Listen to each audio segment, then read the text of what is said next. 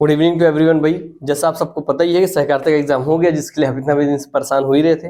अगर आप सब आंसर बहुत जगह से मैच कर भी चुके होंगे, क्योंकि हमारा भी एक जिम्मेदारी था कि हम आपको आंसर लेकर के आए और आंसर की मैच करवाएं। तो ये आंसर की मैच कराने के लिए आज मैं हाजिर हुआ आप सबके बीच में, और कुछ चीजें ऐसे भी बताऊंगा जिसमें कुछ गलत आंसरों को भाई डील किया जा रहा है ऑनलाइन पे, यूट्यूब पे, तो उनको भी आप एक बार क्रॉस चेक कर लीजिएगा।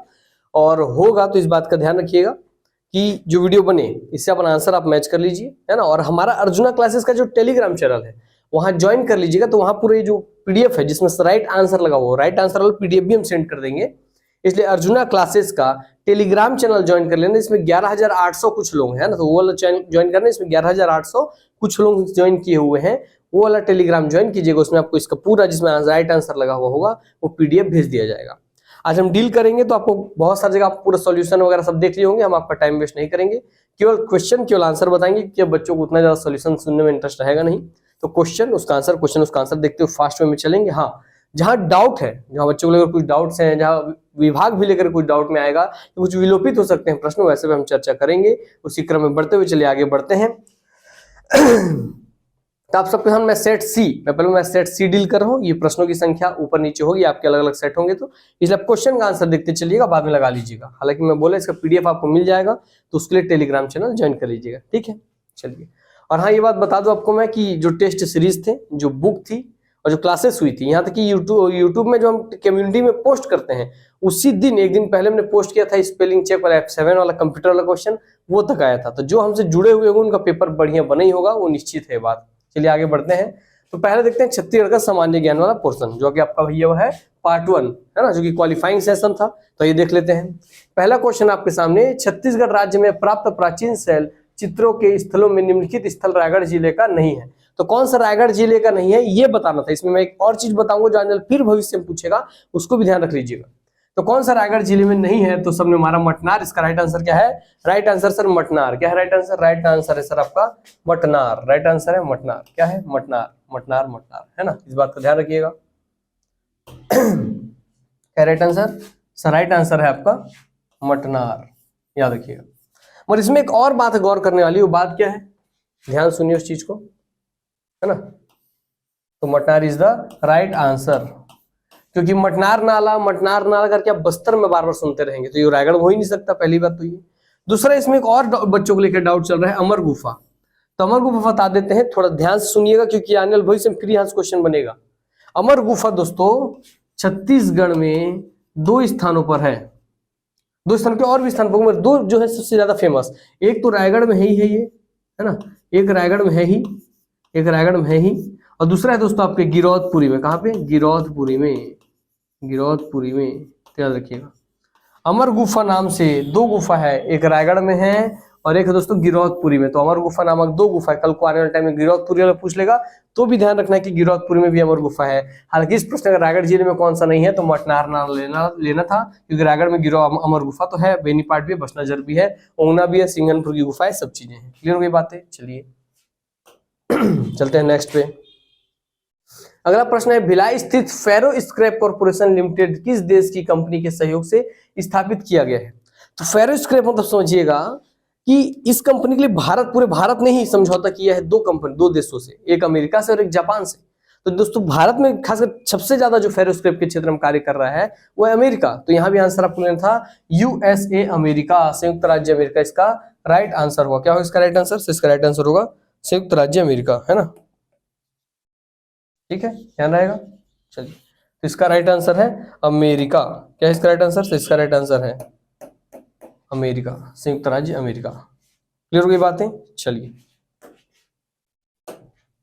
तो पहले का मटनार नाला, दूसरा का अमेरिका आप देख ही लिए हैं। चलिए आगे चलते हैं अब, ठीक हो गई बातें। चलिए नेक्स्ट प्रश्न की ओर आगे बढ़ते हैं।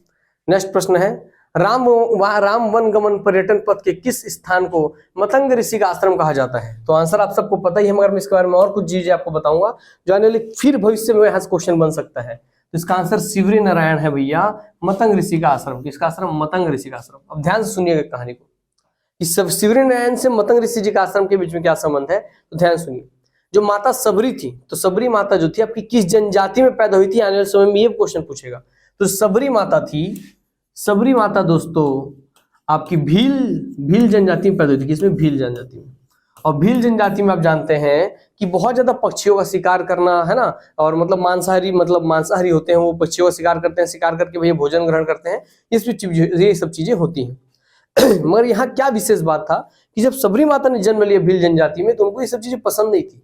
शिकार, पशु हत्या, पशु बलि, ये सब चीजें उनको पसंद नहीं आती थी, जिसका से बचपन से अध्यात्म की ओर उनका झुकाव था, और बचपन से वो राम जी की भक्त हुआ करती थी। और इसी तहत कि भाई उनको ये सब चीजें पसंद नहीं थी, जिसकी वजह से उन्होंने एक ऋषि को अपना गुरु बनाया, और वो गुरु थे खुद मतंग ऋषि जी। कौन थे? मतंग ऋषि जी। तो मतंग ऋषि जी के आश्रम में वो जाती थी और वहीं पे जाकर ज्ञान प्राप्त करती थी, धर्म, संस्कृति, अध्यात्म से जुड़े हुए। इसीलिए शिवरी नारायण में सबरी माता जुड़ा हुआ है मतंग ऋषि आश्रम जी, और साथ ही साथ क्या भैया, कौन सी जनजाति की थी? भील जनजाति की थी। ये अगला प्रश्न बनेगा, इसलिए ध्यान रखिएगा इस बात को। चलिए आगे बढ़ते हैं, है ना। नेक्स्ट पे आ जाते हैं। छत्तीसगढ़ की लोक संस्कृति में रानी पिंगला की गाथा गाने की परंपरा का नाम क्या है? तो रानी पिंगला की गाथा जैसे बच्चे देखिए, अधिकांश लोग रानी पिंगला मार दिए, जहां तक हमको रिव्यू मिला है बच्चों से, और दूसरे लोग मार दिए लोरिक चंदा। क्या?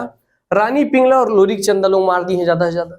ये सबसे बड़ी दिक्कत की बात है कि जैसे अब देखते रानी पिंगला मार दो, अभी लोरिक चंदा मार दो, है ना। मगर नहीं दोस्तों, इसका सही आंसर है भरथरी। क्या है इसका सही आंसर? भरथरी, भरथरी, भरथरी। क्योंकि राजा भरथरी और रानी पिंगला की कहानी है भैया। राजा भरथरी और रानी पिंगला की क्या है? कहानी है। और उसी कहानी को किसमें लिखा गया है? तो उसको भरथरी में लिखा गया। भरथरी गायन करती है हमारे छत्तीसगढ़ की सूरजबाई खांडे जी। कौन? सूरजबाई खांडे जी। तो भरथरी गायन शैली कौन करती है? तो भाई सूरजबाई खांडे जी करती हैं। और रानी पिंगला और भरथरी, राजा भरथरी और रानी पिंगला की ही प्रेम गाथाओं का वर्णन है भरथरी वाले में। क्लियर हो गई बात है? चलिए आगे बढ़ते हैं। अब इसका आंसर है भरथरी। कारण के साथ जाने रहिए। छत्तीसगढ़ में निम्नलिखित स्थान पर डोलोमाइट का उत्पादन नहीं होता है। तो डोलोमाइट का उत्पादन कहाँ नहीं होता है, ये प्रश्न है। इसको आपको थोड़ा ध्यान समझना होगा। समझ लीजिए क्योंकि आने वाले टाइम फिर प्रश्न बनेगा। तो कहाँ डोलोमाइट का उत्पादन नहीं होता है? तो नंदनी खुंदरी में होता है, चांपा में होता है, खुरसल जो है ना, ये आपका आंसर है। क्या आंसर है? खुरसल। ये खुरसल में बोलते हैं कि क्वार्टजाइट के लिए फेमस है। क्या? क्वार्टजाइट के लिए फेमस है, क्वार्टजाइट के लिए। मगर आप खुरसल से खोजेंगे तो नहीं मिलेगा। ये आपको इंटरनेट में देखेंगे खुरसेल, क्या लिखेंगे? खुरसेल। खुरसेल से देखेंगे या खुरसुल, ज्यादा लिखेंगे खुरसुल। तो खुरसुल या खुरसेल दोनों ही नाम से इस जगह को जानते हैं, और एक क्वार्टजाइट से जुड़ा हुआ है मेरे दोस्त। और साथ में एक बात और याद रखिए, खरकेना जो बिल्हा है, तो आंसर तो यही है कि कहाँ पे उत्पादन नहीं होता, तो खुरसुल दुर्ग में क्वार्टजाइट का उत्पादन होता है, डोलोमाइट का नहीं। दूसरा, खरकेना बिल्हा हाल ही में इसकी नीलामी की गई थी। इसलिए करंट अफेयर से जुड़े रहिए। अर्जुना करंट अफेयर का जो बुक आता है उसको पढ़ा कीजिए भैया, उसमें सब चीजें दी रहती हैं। करंट अफेयर पढ़िए कि खरकेना जो बिल्हा है हाल ही में इसकी नीलामी की गई थी, और ये किस लिए नीलामी की गई थी? डोलोमाइट के लिए ही, खदान के रूप में। क्लियर हो गई बात है? जो पढ़े होते करंट अफेयर तो ऑटोमेटिक बन जाता, क्योंकि ये दोनों नाम तो बच्चे जानते ही थे। चलिए आगे बढ़ते हैं। ठीक, आइए। तो आंसर होगा इसका खुरसुल दुर्ग। कारण के साथ जानते रहिए। नेक्स्ट प्रश्न की ओर चलते हैं।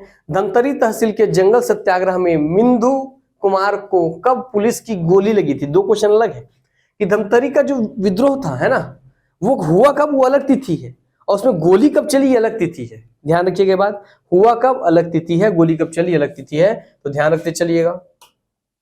इसका आंसर है देखिए, जब हुआ था ना आपका, तो हुआ था अगस्त 1930 में। हुआ कब था? विद्रोह हुआ था अगस्त 1930 में, मगर जो गोली लगी दोस्तों, सही आंसर हुआ सितंबर 1930। हालांकि इसमें कई सारे आप देखेंगे संस्थाओं के बुक में, तो उसमें आपको यहाँ दिसंबर 1930 भी दिखेगा। कुल मिलाकर आपको सितंबर 1930 या दिसंबर 1930, तो सब सितंबर बात किया था, तो 1930 में इसी को ही लेकर के आपको चलना है। क्लियर हो गई बात है? आंसर यही होगा, क्योंकि विद्रोह हुई थी अगस्त 1930 में, और गोली चालन हुआ था, क्योंकि भीड़ इकट्ठा हो गई थी। 500 लोगों से अधिक लोगों की भीड़ इकट्ठा हो गई, तो पुलिस वाले घबरा करके घबराहट में गोली चला दी, और गोली किनको लग गई भैया? मिंदु कुमार जी को लग गई थी। ठीक है, चलिए। इसलिए छत्तीसगढ़ जब पढ़ते हैं तो गहनता के साथ पढ़िए, इसको एकदम महसूस करके पढ़िए। सितंबर 1930 की ये बात है। चलिए चलते हैं आगे। अगला प्रश्न, उराव जनजाति के सदस्य सरहुल पूजा के लिए एकत्र होते हैं। तो सरहुल पूजा कहाँ होती है भैया? तो सरहुल पूजा करते हैं उराव जनजाति के लोग। ठीक है, सरहुल नृत्य भी करते हैं उराव जनजाति के लोग, सरहुल गीत भी गाते हैं उराव जनजाति के लोग। और सरहुल जो पूजा होती है साल वृक्ष के नीचे। कहाँ होती है? साल वृक्ष के नीचे। कहाँ? साल वृक्ष के नीचे। तो स से सरहुल, स से साल करके मैं अपने बच्चों को बहुत बार याद करवाया हूँ, आप भी इस बात का ध्यान रखिएगा। स से सरहुल, स से साल। ठीक है, कि साल में स ल, सल से साल, यस, ऐसे याद करवाया गया था, ऐसे आप भी याद रखा कीजिए ताकि डाउट ना रहे। हालांकि बहुत आसान प्रश्न था, आप जानते होंगे। इस राज्य में निम्नलिखित त्योहार पर जल दान की करने की परंपरा है। इसमें लेकर के बहुत लोगों मन में डाउट चल रहा है। तो जल दान करने की परंपरा है दोस्तों, आपका आंसर है अक्ति में। कब है? अक्ति में। कब है भैया? अक्ति में।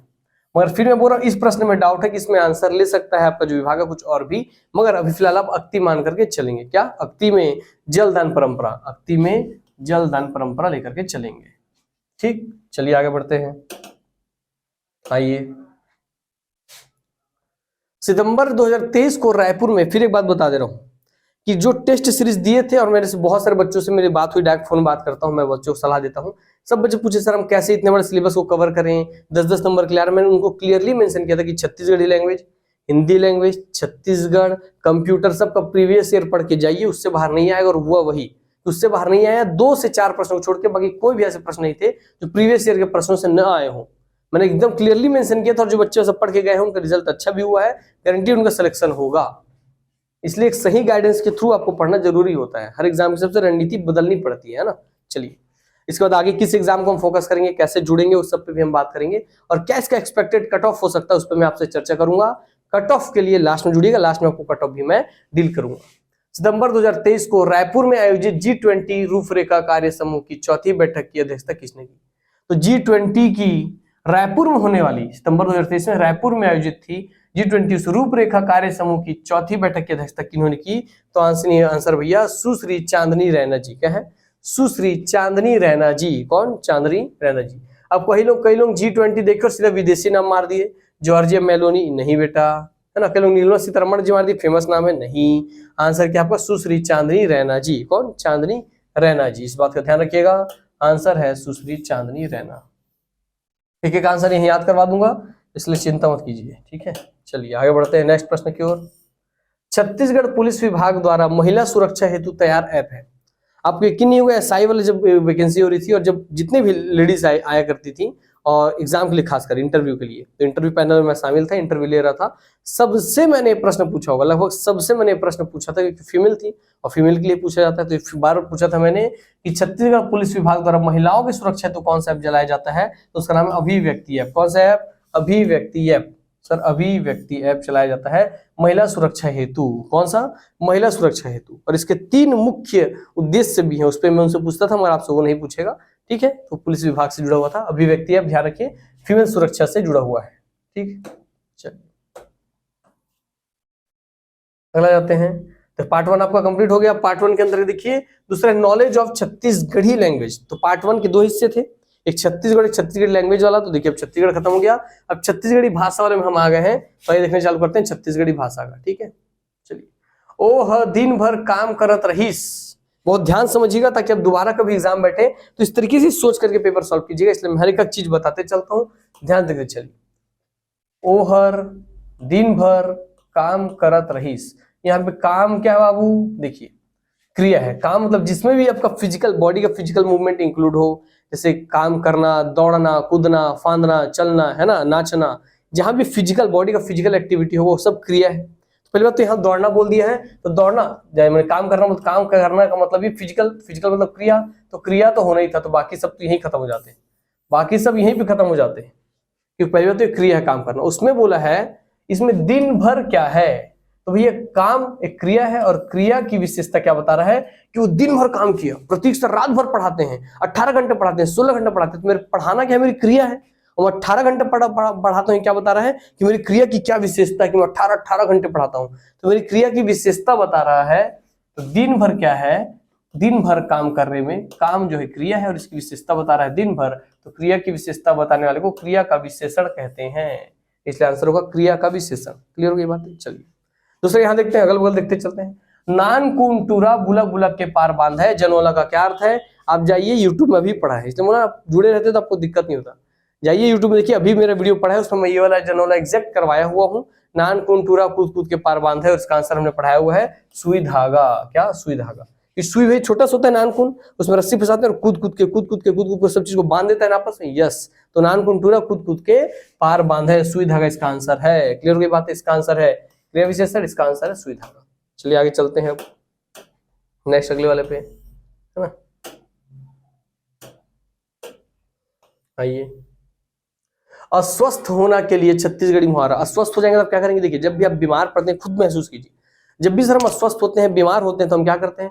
सर हम घर में पड़े रहते हैं, एकदम आराम से लत-पत होकर पड़े रहते हैं। तो इसको क्या बोलते हैं? क्योंकि घर में है तो हम क्या कर, बीमार होकर के हम क्या पकड़ लिए हैं?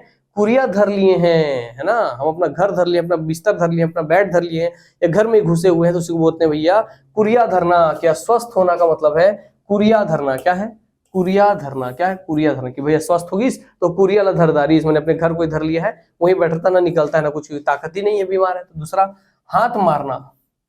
हाथ मारना मतलब बोलते हैं ना हम, देखिए आम बोलचाल की भाषा में हम बोलते हैं बहुत लंबा हाथ मारी से यार वो आदमी बहुत लंबा हाथ मारा है भाई, इसलिए आज अचानक चमक गया। तो पता है कल तक वो समोसा का ठेला लगाता था और अचानक से एकदम लंबा हाथ मारा, ऐसे बोलते हैं लंबा हाथ मारा एकदम, और इस घर की बेटी को पटा लिया और उससे शादी करके देखियो घर जमाई बन गया, करोड़पति का सब चीज उसका हो गया। तो लंबा हाथ मारी से मतलब बहुत लाभ कमा लिया है, अत्यधिक लाभ कमा लेना, एकाएक अचानक से लाभ कमा लेना, तो बिल्कुल ना कि हाथ मारना जुड़ा हुआ है लाभ होने से, है ना?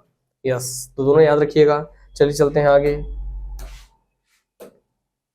आइए, लहुटना का भाववाचक संज्ञा होगा। लहुटना का भाववाचक संज्ञा क्या होगा? तो लहुटना का भैया आप पढ़े होंगे कि जब लहुटा उटा हम भाववाचक संज्ञा बनाने के लिए हम आई का प्रयोग करते हैं, आई है ना, ये सब का प्रयोग करते हैं। देखिए इसमें एक ही जगह पे दिखेगा आई, तो लहुटई, तो लहुटना का भाववाचक है या आई, तो लहुटई या लहुटाई। लहुटाई लिखता तो भी सही होता, लहुटई लिखा है तो भी सही होगा।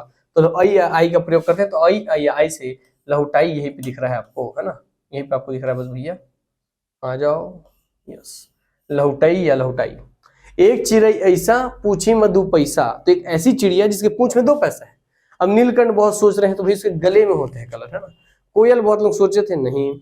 कबूतर बहुत लोग सोचे थे, नहीं। इसका आंसर दोस्तों मयूर। क्या है इसका आंसर? मयूर। क्योंकि आप मोर पंख देखिए ना, मोर पंख, यस, मोर पंख ऐसा होता है तो उसके अंदर एक डिजाइन, ऐसे दूसरा डिजाइन होता है, तो वो है एक पूछी ऐसा, एक चिड़ै ऐसा पूछी में 2 पैसा। पूछी में 2 पैसा होता है, रिंग को ही बोला है 2 पैसा होना, ठीक है? यस दोस्तों, मयूर इसका आंसर है, ध्यान रखिएगा। चलिए आगे बढ़ते हैं। ठीक, 10 खिला जड़े है दरबार में पड़े है। तो देखिए जब ये पथरी उतरी में खाने बैठते हैं तो बोलते हैं भोज, आज भोज दरबार लगा है। भोज दरबार मतलब जहाँ सब भोजन करने बैठेंगे गांव के सभी लोगों के लिए, आज भोज दरबार है। तो दरबार तो पहले ही हो गया, है ना? दरबार तो पहले, दरबार में पड़ा है, दरबार से पड़ा रहता है। और ऐसा क्या चीज दरबार में पड़ा रहता है जिसमें 10 खिला जड़े रहता है? तो नंबर से मतलब नहीं है 10, कहना चाह रहा भैया जब आप पत्तल देखते हैं तो ऐसे मतलब बांस की काड़ी गड़ा गड़ा के बांधे रहते हैं, आपस फंसाए रहते हैं। यस, तो उसी को बोल रहा है कि 10 बांस का पतला टुकड़ा को बोल रहा है 10 खिला जड़े है और दरबार में पड़े हैं। तो 10 खिला जड़ के पत्ते बना दिए, उसको दरबार में रख दिए भोज करने के लिए। तो इसको बोलता है भैया आंसर सिंपल है पतरी। पतरी पतरी, तो पतरी होता है 10 खिला जड़े है दरबार में पड़े। ऐसे समझ के पढ़ा कीजिए ताकि कभी डाउट ना रहे, है ना? आते हैं धर के उसन्ना। धर के उसन्ना मतलब होता है कि वो धर के उसन दे, तो अरे भाई और धर के भयंकर उसन दी यार, मतलब उसको बहुत मार दिए, बहुत पीट दिए, बहुत दंड दे दिए, है ना? तो उसको दंडित करना, क्या कर दिए? उसको दंडित कर दिए। धर के उसन्ना मतलब दंडित कर दिए उसको, है ना? क्लियर हो गई बात है? तो उसको दंड दे दिए मतलब मारे पीटे, इस तरीके से धर के उसन बोलते हैं ना। हाँ यस, आगे बढ़िए। चलिए, जुठर्रा विशेषण शब्द का भेद है। तो जुठर्रा जो विशेषण शब्द का भेद क्या होगा बताइए? जुठर्रा क्या बोल रहा है? अरे कोई आदमी सच बोलता है, बहुत सत्यवादी व्यक्ति है भाई, है ना? बहुत गुणवान व्यक्ति। कोई बोलता है क्या बहुत गुणवान व्यक्ति है, क्यों? अरे हमेशा सत्य बोलता है ना? क्या हमेशा सत्य बोलता है? तो सत्य बोलना, झूठ बोलना, है ना?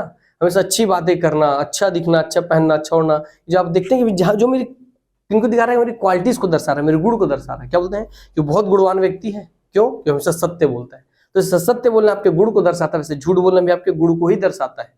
हालांकि उस गुण को हम बोलते हैं अवगुण, मगर है तो गुण से ही। इसलिए दोस्तों झूठर्रा मतलब झूठ बोलने वाला, और क्या है उसका? तो क्या दर्शा रहा है? गुणवाचक दर्शा रहा है, उसके गुण को दर्शा रहा है, उसकी क्वालिटी को दर्शा रहा है। इसलिए हो जाएगा इसका आंसर गुणवाचक विशेषण। क्या हो जाएगा आंसर?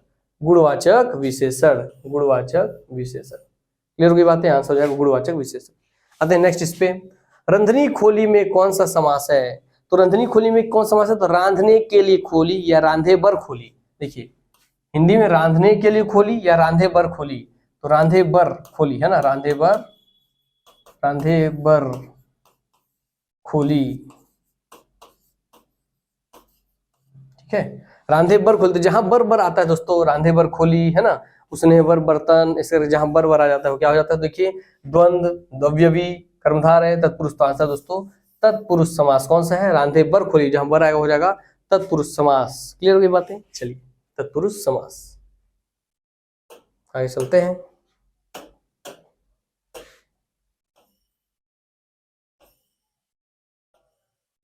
अब आ जाते हैं पार्ट 2। तो इस तरीके से जो 20 नंबर क्वालिफाइंग वाला था वो आपका कंप्लीट हो गया। अब आगे आ जाते हैं हम लोग उसके बाकी बचे हुए 80 प्रश्नों पे, जिस पे आपका रियल मायने में सिलेक्शन होना है। ठीक है, क्लियर हो गई बातें, चलिए चालू करते हैं, फटाफट देखना चालू करते हैं। लाभ और हानि खाता में को निम्न रूप में दर्शाया जाता है। तो जहां पर लाभ और हानि खाता, तो इसका सिंपल आंसर फटाफट बताते चलता हूं मैं। इसका आंसर है खाता, इसका आंसर है खाता। लाभ और हानि खाता, तो खाता खाता खाता, बात खत्म, पैसा जम। फटाफट बताते चलेंगे ताकि आपको भी, क्योंकि टाइम वेस्ट ना हो, और फटाफट हम कम टाइम अधिक से देख देख करके फिर कट ऑफ पे बात कर सकें। ठीक, चलिए। सहकारी सोसाइटी अधिनियम 1960 का प्राथमिक उद्देश्य क्या है? तो उसका प्राथमिक उद्देश्य क्या होगा? कृषि कार्य प्रणाली पर नियंत्रण करना नहीं, प्रत्येक व्यक्ति में सहकारिता और स्व सहायता को उपलब्ध करना। स्वयं की सहायता खुद कीजिए, और स्वयं की सहायता खुद कैसे करेंगे कि आपका अगर 10 रुपए है तो 10 लोग 10-10 रुपए मिला के 100 रुपए कीजिए, और 100 रुपए से कुछ एक चीज बनाइए, बस उसी बोलते हैं ये सहकारिता। तो बोला इसका आंसर सीधा सीधा B is the right answer. उद्देश्य क्या? प्राथमिक उद्देश्य बोला है, सबसे प्राथमिक उद्देश्य है इसका ये, क्या बोलते हैं, प्रत्येक व्यक्ति में सहकारिता और स्व सहायता को उपलब्ध कराना। ठीक है, चलिए आगे बढ़ते हैं। अब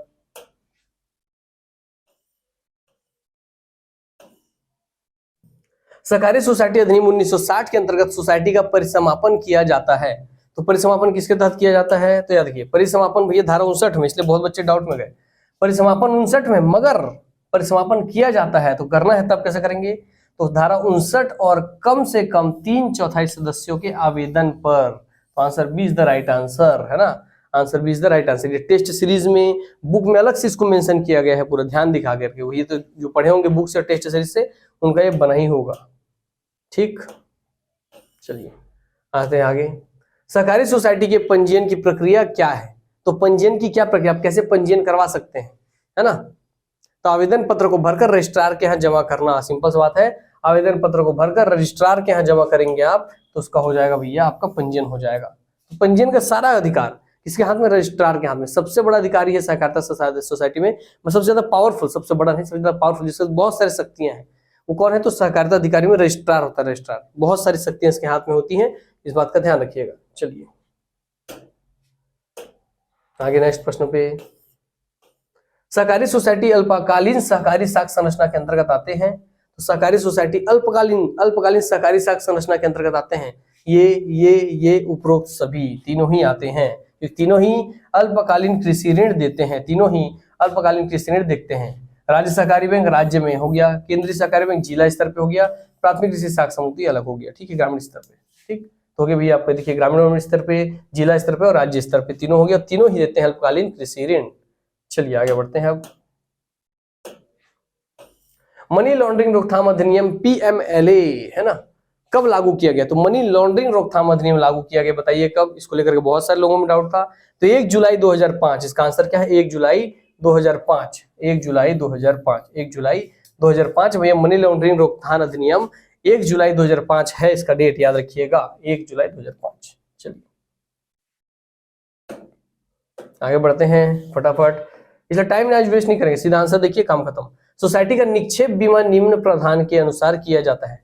तो सोसाइटी का निक्षेप बीमा निम्न प्रावधान के अंतर्गत किया जाता है। तो सिंपल सा है, निक्षेप बीमा और साख प्रतिभूति निगम अधिनियम 1961 के तहत किया जाता है।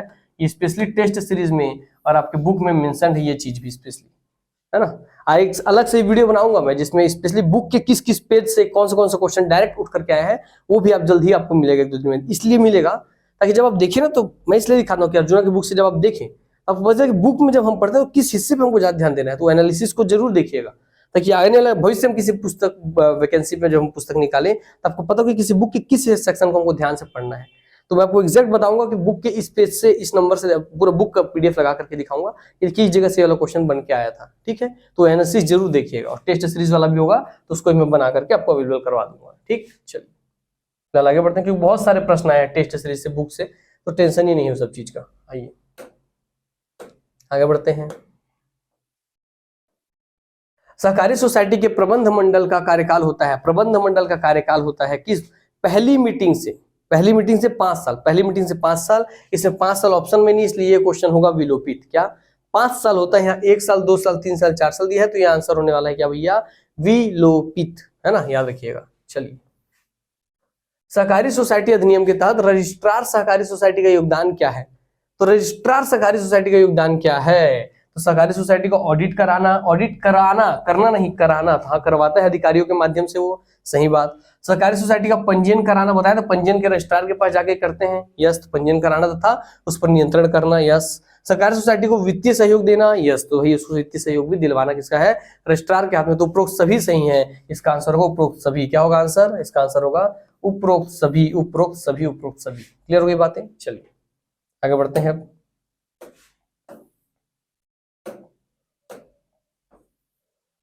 आगे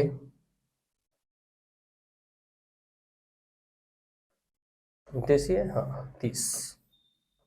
सहकारी सोसाइटी द्वारा उचित तरीके से खातों और अभिलेखों का रख रखाव नहीं करने पर क्या दंड मिलता है? तो अगर रख रखाव नहीं कर रहे हैं तो आपको ऊपर जुर्माना ही लगाया जाएगा। ये देखिए बहुत सारे देखा मैं यूट्यूब में बोला गया कि भाई ये तो सिलेबस के बाहर का प्रश्न है, ये आना ही नहीं था, ये नहीं आता। भैया कुछ आप एग्जाम में जब बैठते हैं तो एग्जामिनर चाहता है कि आपको कॉमन सेंस भी काम करे, है ना, एक नॉर्मल समझ होना चाहिए आदमी, क्योंकि आप अधिकारी बनने जा रहे हैं। नॉर्मल समझिए, जब भाई आप कुछ भी गलती करेंगे तो आपको सरकारी लोग आपको मारते पीटते तो नहीं, आप पर दंड ही लगा सकते हैं। और दंड किस रूप में लगाएंगे, जुर्माने के रूप में लगाएंगे, यस। तो भैया बोला है कि रख रखाव नहीं करने पर क्या दंड मिलता है? तो दंड मिलना मतलब चेतावनी पत्र नहीं होगा, क्योंकि चेतावनी तो दंड हो ही नहीं सकता।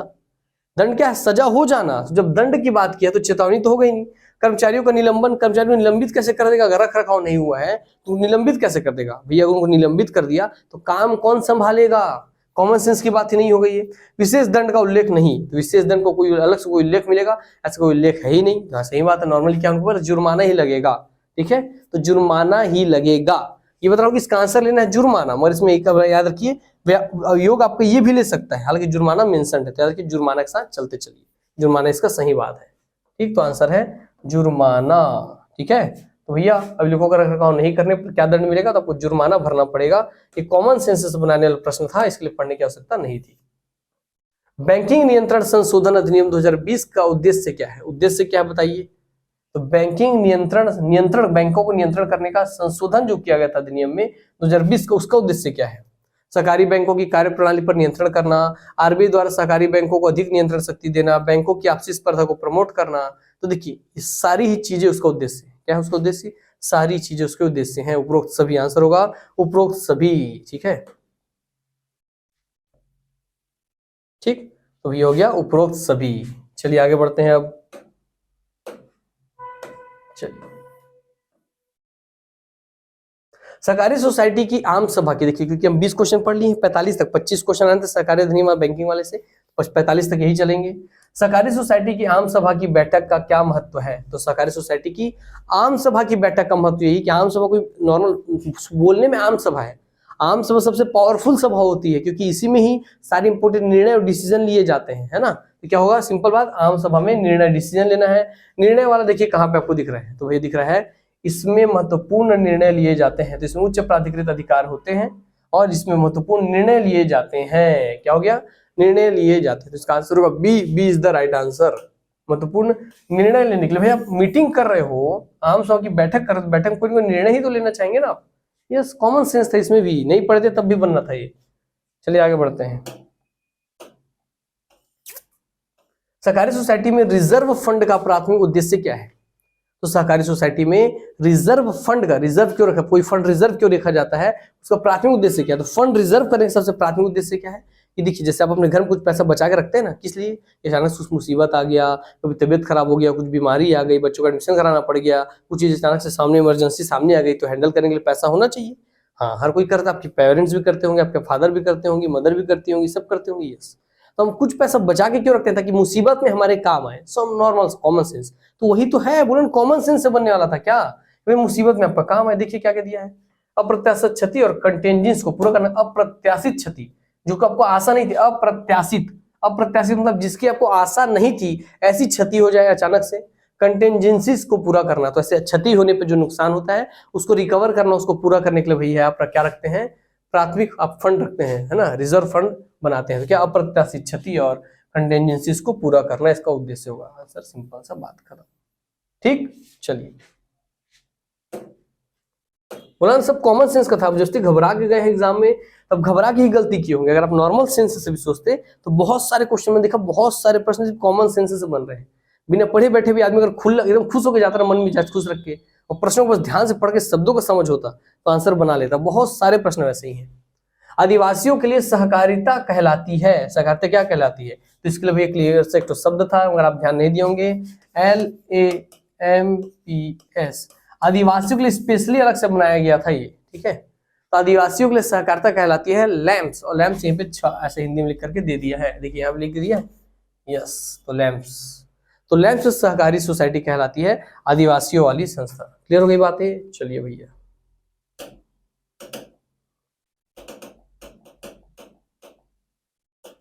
ठीक। तो जो शब्द बच जाने होते हैं सब बन जाता उनसे।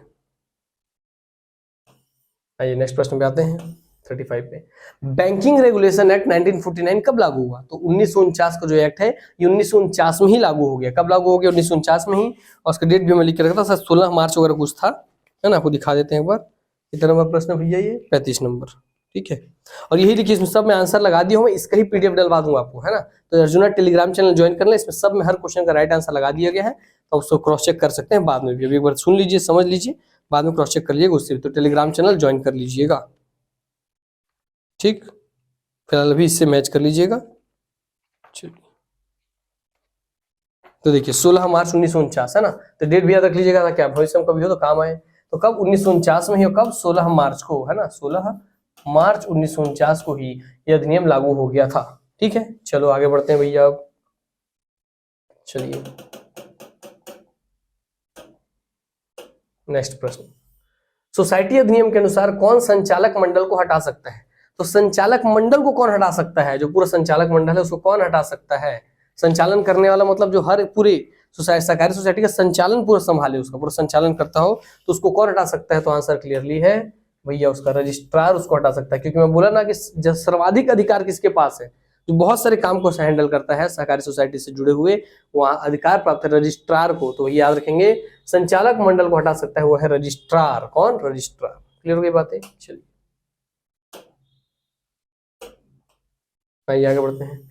सहकारी सोसाइटी की सदस्यता के लिए वह व्यक्ति पात्र नहीं होगा यदि, कोई व्यक्ति पात्र नहीं होगा, वो कब पात्र नहीं होगा बताइए फटाक से, है ना, बताइए।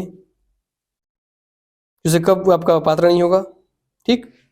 चलिए, तो पात्र नहीं होगा, तो इसका आंसर ले रहे हैं कि जो दिवालिया घोषित हो गया हो, वह नैतिक पतन से जुड़े अपराध के लिए सजा सुनाई गई हो, ये जिसे सजा सुनाने के बाद 5 वर्ष न बीते हो। तो याद रखिए, इसका आंसर लेने की ज्यादा चांसेस है कि उपरोक्त सभी ले ले। क्या?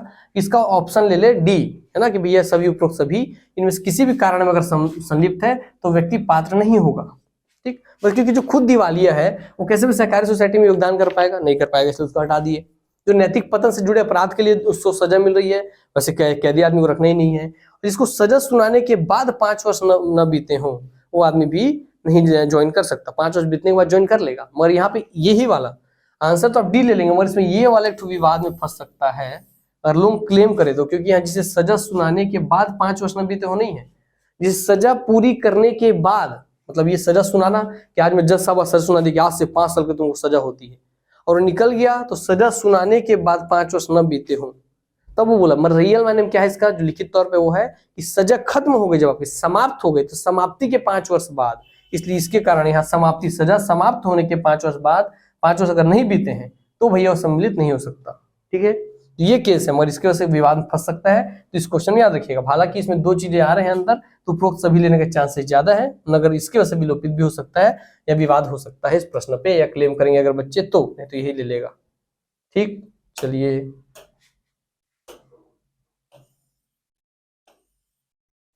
सहकारी सोसाइटी अधिनियम 1960 को भारत के राष्ट्रपति द्वारा अनुमति दी गई थी। कब अनुमति दी गई थी बताइए, कब अनुमति दिया गया था?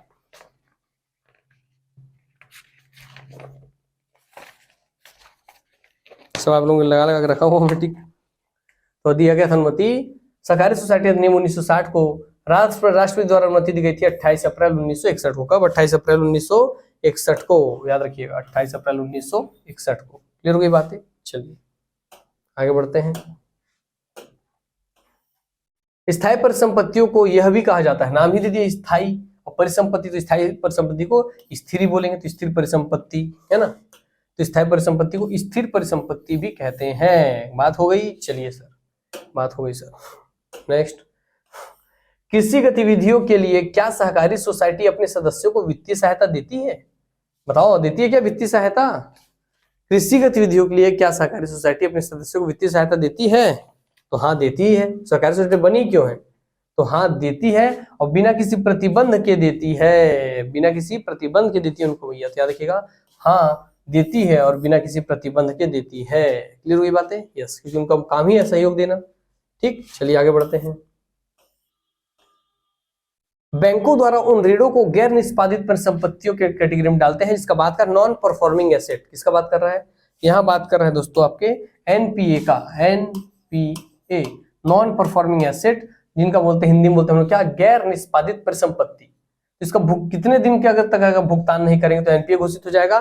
तो आंसर इसका 90 दिनों तक। जैसे आपने बैंक से कोई लोन ले लिया और आप उसका पैसा अगर नहीं पटा रहे हैं, तो जब आप लास्ट ब्याज पटाए थे उसका जो देखेंगे, पहले प्रोसेस समझिएगा, पैसा तो देखेंगे कि भाई अब लगातार 90 दिनों से कोई ब्याज नहीं पटा, 90 दिन मतलब आपको 3 महीने से कोई ब्याज नहीं पटा रहे हैं, और उसके बाद फिर देखेंगे कि और 90 दिन के आपको और ज्यादा वार्निंग वगैरह दिया जाएगा, नोटिस वगैरह दिया जाएगा, सब देखेंगे नहीं पैसा आने वाला ही नहीं है, तब उसको जाकर के एनपीए घोषित करते हैं। तो याद रखिए 90 दिनों तक अगर नहीं होगा तो ये पैसा नहीं मिलेगा, तो एनपीए घोषित होता है 90 दिन, 90 दिन याद रख लीजिएगा हमेशा।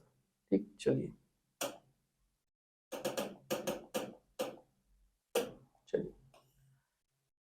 सहकारी सोसाइटी में सदस्य के क्या अधिकार हैं? केवल मतदान का अधिकार है क्या? केवल लाभ में साझेदारी का अधिकार है क्या? तो नहीं भैया, केवल मतदान का अधिकार क्यों होगा? और अगर मतदान का अधिकार नहीं तो केवल लाभ का अधिकार क्यों होगा? नहीं, उसको मतदान और लाभ दोनों में ही साझेदारी का अधिकार है, उसको मतदान करने का भी अधिकार है, तभी तो सदस्य है ना, और लाभ का भी अधिकार, जितना लाभ हो रहा है उसमें से भी लाभ का हिस्सा लेगा। इसका आंसर होगा सी, मतदान और लाभ दोनों का अधिकार है। क्या हो जाएगा? मतदान और लाभ दोनों का अधिकार। बोलो, सब चीज कॉमन सेंस से बन रहा था, हाँ, पढ़ने की जरूरत ही नहीं था। चलिए आगे बढ़ते हैं। फिलहाल मगर होता है एग्जाम के प्रेशर में आदमी गड़बड़ी करता है, कोई नहीं, सबसे होता है, आपसे भी, मगर आइंदा इसी से सीखते चले कि आइंदा कैसे आपको हैंडल करना है। प्राथमिक कृषि सहकारी साख सोसाइटी में होती है, तो प्राथमिक कृषि सहकारी साख सोसाइटी, देखिए प्राथमिक कृषि का बोल रहा है ना, खुद इस सहकारी साख सोसाइटी 3 स्तर पे है, एक राज्य वाला, एक केंद्रीय जिसको जिला स्तर पर केंद्रीय वाला, एक बोला आपका प्राथमिक कृषि साख समिति, वो 3 स्तर है, आप वो समझ के 3 नहीं मारना है। उसमें जो केवल प्राथमिक कृषि साख समिति है, प्राथमिक कृषि साख समिति कितने स्तर पे होती है? तो इसमें रखिएगा आंसर है 4 स्तरीय होती है। क्या होती है? 4 स्तरीय, वृत्ति युक्ति करके भैया, चक्रीय वक्रीय करके, ऐसे 4 स्तर होते हैं इसमें अलग अलग। ठीक है, तो 4 स्तरीय होती है। ठीक, चलिए इसको याद भी करवाया था मैं, 1 2 3 4, तो ऐसे करके 4 याद रखना करके ऐसा हुआ था। ठीक है, तो ऐसे बनता है, मगर चलो ठीक है। अब जो पढ़े अर्जुना सो जान रहे होंगे, और जो क्लासेस अटेंड कर रहे होंगे, नहीं तो जो नहीं पढ़े हो फिर अलग बात है, याद रखना आपको बनता है। हमें आ रहे हैं, कोशिश करते हैं हम याद करवा दें क्लास में ही। चलिए, बैंकों द्वारा उन ऋणों को गैर निष्पादन परिसंपत्तियों में डालते हैं जिनका भुगतान कितने दिनों तक नहीं हो पाता। तो वही क्वेश्चन बार बार आ गया है, 90 दिन वाला है ना, वही क्वेश्चन आ गया है, ऊपर पढ़े थे, 43 तक पढ़ चुके हैं, वही पेज फिर से लग गया, तो टेंशन मत हो, वही 90 दिन वाला, ये मतदान साझेदारी दोनों का अधिकार, और ये 4 स्तरीय। आगे बढ़ते हैं 44 से। छत्तीसगढ़ राज्य में सहकारिता के नियंत्रण हेतु नियम लागू है, तो क्या छत्तीसगढ़ राज्य में सहकारिता के नियंत्रण हेतु क्या नियम लागू है? बताइए। सहकारिता के नियंत्रण तो लागू है छत्तीसगढ़ राज्य सहकारी अधिकरण विनियम 2016। क्या है? 2016। क्लियर हो गई बातें? चलिए 2016। ठीक, तो आंसर उसका क्लियर हो गया, 2016 वाला है। ठीक, चलो आगे बढ़ते हैं। लास्ट प्रश्न आपका सहकारिता अधिनियम और बैंकिंग वाले का हिस्से में से, निक्षेप बीमा और प्रत्यय गारंटी नियम, क्या बोल रहा है? निक्षेप बीमा और प्रत्यय गारंटी निगम का मुख्यालय कहाँ है? तो आंसर है मुंबई, मुंबई, मुंबई। क्या भैया?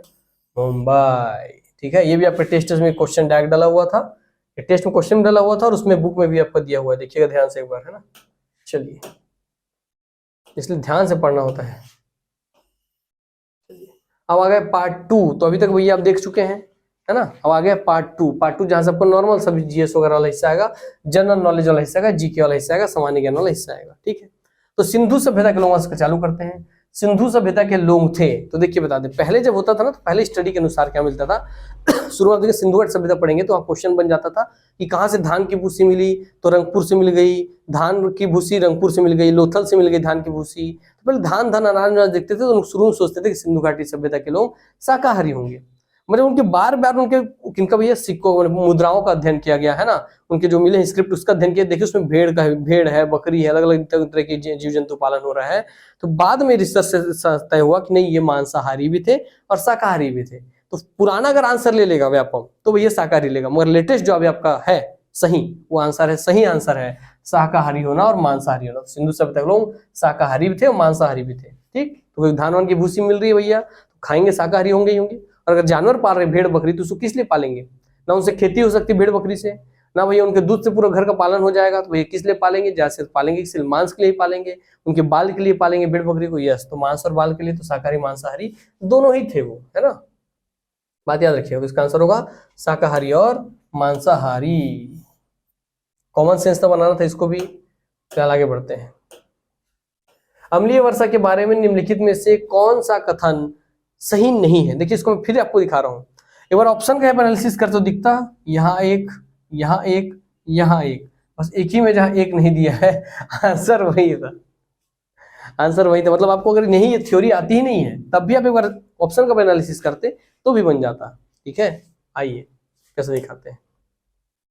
तो कौन सा कथन सही नहीं है? तो सही नहीं है तो पीएच 5 से कम हो। नहीं भैया, किसी वस्तु को आप अम्लीय वर्षा तब बोलेंगे जब उसका पीएच 5.6 से कम हो, से कम हो। तो 5 से नहीं 5.6 से कम होगा तो कहलाता अम्लीय वर्षा, इसलिए गलत हो गया। गीले या सूखे रूप में हो सकता है। अभी अम्लीय वर्षा कभी सूखे रूप में होगा क्या? जैसे अम्लीय वर्षा गीले रूप में होगा, इसलिए भैया ये भी गलत हो गया, सूखा लिख दिया था इस वजह से गलत हो गया। तो जब दोनों पता चल गया कि वर्षा भाई सूखा नहीं होगा, ऐसे पता चल जा रहा था। पीएच नहीं भी आता तब भी आप बना सकते थे। ठीक है, चलिए कैसे बन जाता क्या देख रहे? 3 तो भाई गलत पर चल गया, सूखा नहीं होगा। तो 3 वाला ये वाला दिख रहा है आपको, भाई गलत है, ये गलत है, ये गलत है। इन तीनों में आ रहा है 3, तीनों के बाद इन तीनों में आ रहा है 3। इससे आपको देखना था क्या, एक तो और एक कम है। तो आप देखते हैं सल्फर डाइऑक्साइड और नाइट्रस ऑक्साइड के अवक्षेपण के कारण होता है। तो अब सबको पता है, बचपन से पढ़ते आ रहे हैं कि सल्फर डाइऑक्साइड और नाइट्रस ऑक्साइड की वजह से ही अम्लीय वर्षा होती है, तो वो सही है तो वो सही अगर ये पता होता तो बाकी जरूरत ही नहीं था। गलत वाले में अगर एक कहाँ नहीं है तो भाई 2 इसी में नहीं है तो दूसरा हो गया। तो आंसर क्लियर था इसका।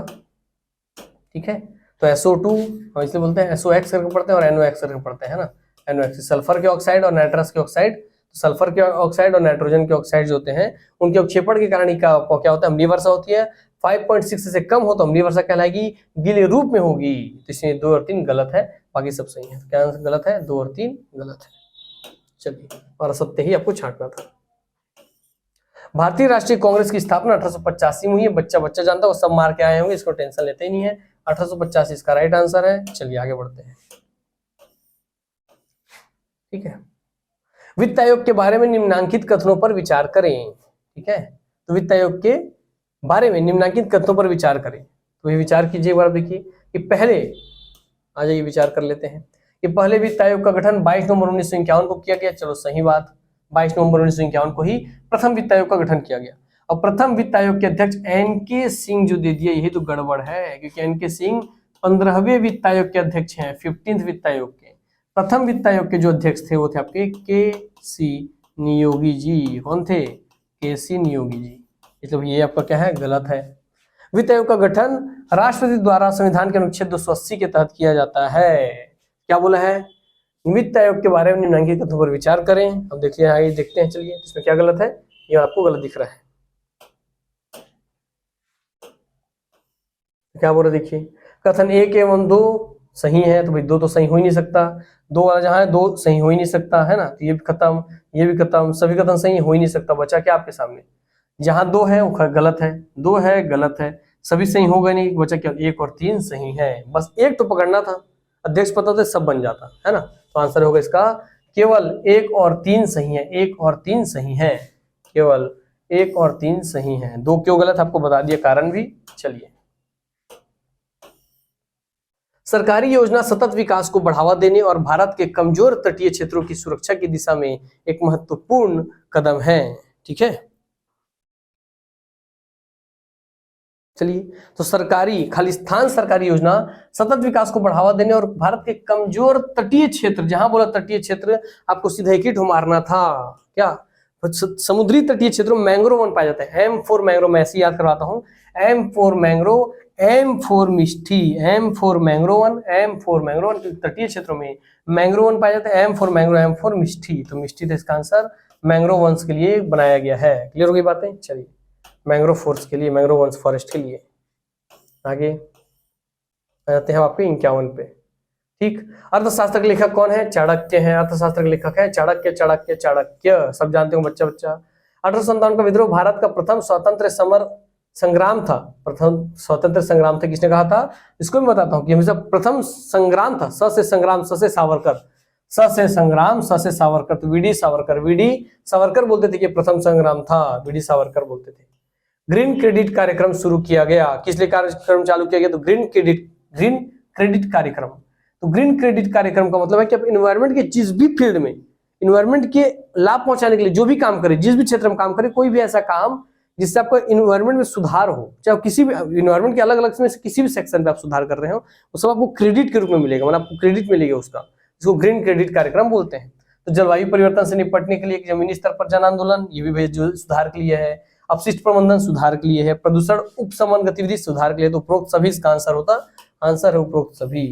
अधिकांश बच्चे उपरोक्त सभी मार के आएंगे क्योंकि छत्तीसगढ़ में पैटर्न है, बच्चे उपरोक्त सभी देखते हैं, सीधा उपरोक्त सभी लगाते हैं, रोक नहीं पाते हैं खुद को। ठीक है, चलिए आगे बढ़ते हैं। फिलहाल टी शब्द किससे जुड़ा है? टी शब्द जुड़ा आपका गोल्फ से, किससे जुड़ा भैया? गोल्फ से जुड़ा हुआ है, किससे? गोल्फ से, गोल्फ से, गोल्फ से, गोल्फ से, याद रखेंगे गोल्फ से टी शब्द जुड़ा हुआ है। आगे वेदों की ओर लौटो बोलते हैं, मैं कैसे याद करता हूँ, याद रखिएगा आइंदा। वेदों, वेदों में द है, द से दयानंद सरस्वती, वेदों, दो द से दयानंद सरस्वती, वेदों द से दयानंद सरस्वती, ऐसे मैं याद करवाता हूँ, तो याद रखेंगे, आपको याद रखा, वेदों की ओर लौटो बोलते थे दयानंद सरस्वती जी। चलिए आगे बढ़ते हैं। आगे गणित वाला है ना, गणित वाला आ गया। चलिए भाई गणित वाला सेक्शन भी निकाल देते हैं। गणित का होगा तो पुरंजन सर से मैं बोलूंगा कि आपको एकदम प्रॉपर वे सॉल्यूशन बना करके एक अलग से वीडियो बना देंगे। ठीक, फिलहाल अभी आंसर भेजे हैं सर, मैं आंसर आप सबके सामने रख दे रहा हूँ, क्योंकि देखिए फटाफट एक बार 1 से लेकर 100 तक सबका आंसर आपको पता रहे, फिलहाल आप मिला सकें।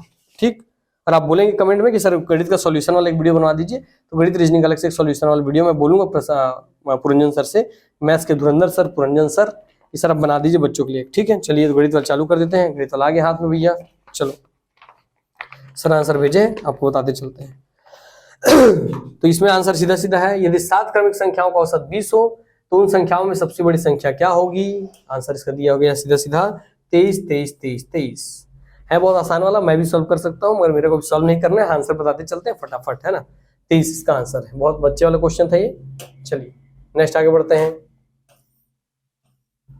इसका आंसर देखिए, 540 रुपए में एक वस्तु को बेचने पर लाभ प्राप्त लाभ उस वस्तु को 370 रुपए में बेचने पर प्राप्त हानि के बराबर है। यदि विक्रय मूल्य 910 रुपए है तो लाभ प्रतिशत क्या होगा? तो इसका आंसर 2 आ रहा है, इसका 2 आंसर आ रहा है, 2 अलग अलग तरीके से सॉल्व करने से, ये भी बता रहा हूँ। इसका 2 आंसर आ रहा है, एक तो आंसर है ही नहीं इसमें, एक आ रहा है आंसर है ही नहीं 18.68, एक आंसर है ही नहीं इसमें, तो इसलिए उसको छोड़ दीजिए। एक आंसर जो आएगा वो आ रहा है 100, तो इस प्रश्न के 2 आंसर होंगे, इसमें से एक 100 है, तो आंसर डी इसका आप लेकर के चलेंगे। क्लियर होगी बातें? चलिए आगे बढ़ते हैं। किसी मूलधन राशि वाला इसका सीधा सीधा आंसर आपको दिया गया है। चलिए भैया कितना कितना बताएं सर, देख लेते हैं।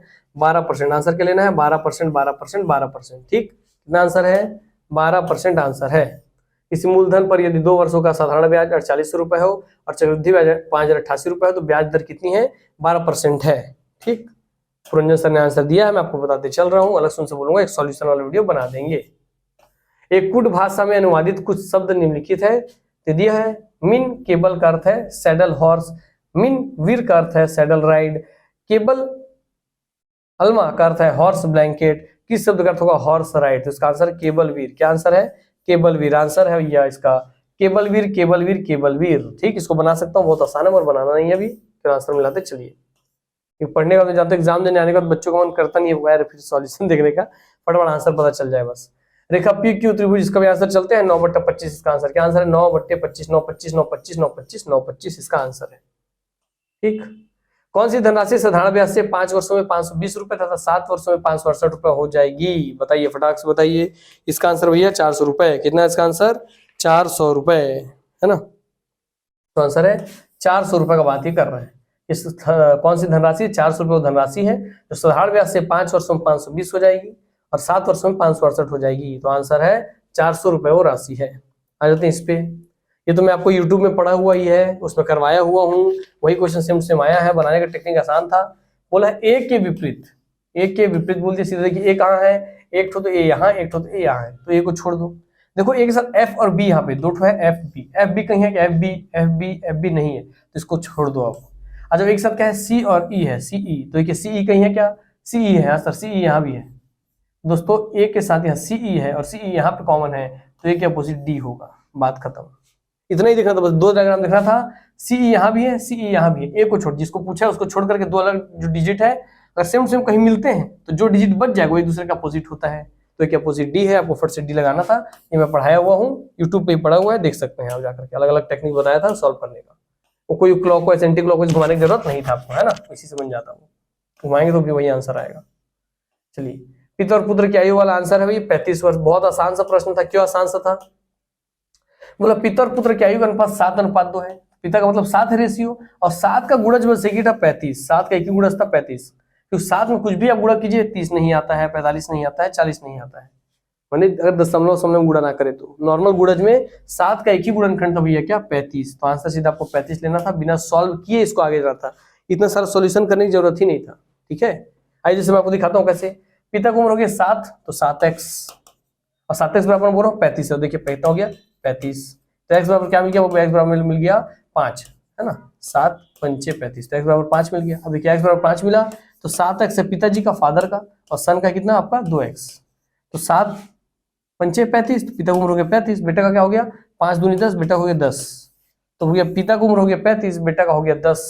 मगर बोला क्या है 5 साल, चेक करवा रहा हूं आपको, 5 साल पहले उनकी उम्र का गुणनफल, तो दोनों पिता और पुत्र की 5 साल पहले दोनों की उम्र का गुणनफल 150 आना था। देखिए चेक कर देता हूँ, 5 साल पहले इसका उम्र होगा 30, इसका उम्र होगा भैया 5 घटा दीजिए 5, तो दोनों 5 घटा है, 35 में 5 30, 10 में 5 गया, क्योंकि 5 साल पहले बोला तो 5 साल घटा दीजिए, और 30 और 5 का गुणा कीजिए 150 आ रहा है।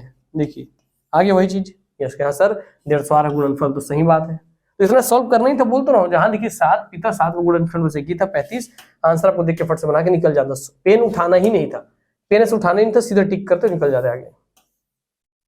प्रश्न चिन्ह के स्थान पर इसमें क्या आएगा बोल रहा है, तो देख लीजिए भैया ये गोला वाला भी है ना, इसका आंसर लेना है 39, क्या आंसर इसका 39, क्या आंसर है 39, ठीक 39 इज द राइट आंसर, ठीक 39। चलिए आगे बढ़ते हैं अब, इसलिए स्मार्ट तरीके से सॉल्व करना सीखो। दी गई आकृति में त्रिभुजों की संख्या कितनी है, त्रिभुज की संख्या भैया इसमें 24 है, याद रखिए कितना है 24 ही है, कितना है भैया 24 है, और त्रिभुज काउंटिंग करने का मैं नियम बताया हुआ भी हूँ, इसका वीडियो बना हुआ भी है, इसका आंसर है 24 24 24, कितना आंसर 24 24 24। चलिए ठीक है, हमारा गणित वाला काम खत्म हो गया, बात इसके अगले हिस्से पर, पार्ट 2 हिंदी भाषा का ज्ञान। हिंदी भाषा ज्ञान दिखाइए, नॉलेज ऑफ हिंदी लैंग्वेज। इहलोक का विलोम होगा परलोक, तो इहलोक का होगा परलोक परलोक परलोक, इहलोक मतलब यह लोक, परलोक मतलब दूसरा लोक, तो इहलोक का परलोक विलोम होगा, इहलोक का हो गया परलोक। सुरेश गीत गा रहा था, तो देखिए गा रहा था मतलब हो गया भाई क्या कि भूतकाल तो होगा, तो भूतकाल यहाँ भी है, यहाँ भी है, यहाँ भी है, यहाँ भी है, तो भूतकाल सब है। और सुरेश गीत गा रहा था, तो मैं आपको बता रहा हूँ कि यार सुरेश गीत गा रहा था, तेरे को पता है कल जब मैं आया ना गार्डन घूमते हुए, तो वहां पे सुरेश गीत गा रहा था, इसका मतलब कि जो गीत गा रहा था वो पूरा हो चुका है, मैं अभी आपको बता रहा हूँ, और गीत गाना उसका पूरा हो चुका है, तो भूतकाल तो है ये, और भूतकाल पूरा हो चुका है, इसलिए भैया पूर्ण भूतकाल होगा, आंसर खत्म हो गया। कितना आसान सा था ये बताइए, इसको भी लोग गलती कर करके आगे हैं।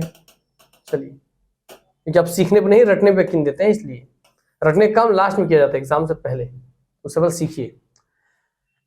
शुद्ध शब्द है, शुद्ध शब्द क्या होगा, सिंपल सा बात है, भाषा होगा नहीं भाई, भाषा को हम लोग ऐसे लिखते हैं भाषा, शुद्ध शब्द में 20, ये 20 यार देखिए ये दो होता है, ये तो 20 ये वाला 20 होता है गिनती वाला, और एक होता है 20 जहर वाला, तो ये होता है, तो दोनों ही नहीं है। ठीक है, प्रसाद प्रसाद ये वाला होता है प्रसाद, तो शब्द एक ही तो शब्द शुद्ध शब्द था, वो था पुरुषार्थ, आंसर था पुरुषार्थ, आंसर था पुरुषार्थ।